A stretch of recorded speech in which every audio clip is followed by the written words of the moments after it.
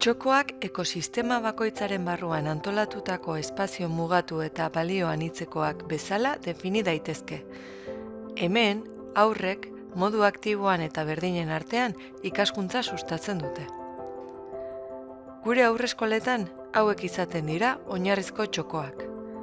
Txoko lasaia, mugimendu txokoa, esperimentazio txokoa, jola sinbolinkoen txokoa, eraikuntza txokoa, hizkuntza txokoa.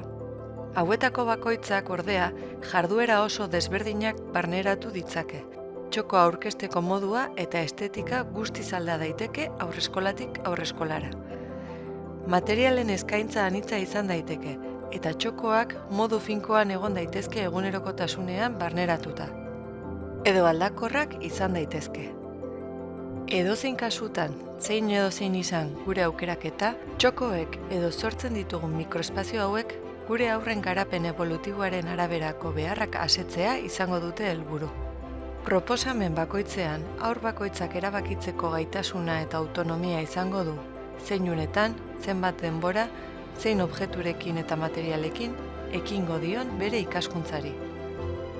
Aukera guneak sor ditzagun, non jakimina loratzen den, sormena pizten den, eta ikaskuntza haur bakoitzarentzat abentura ahaztezina bihurtzen den.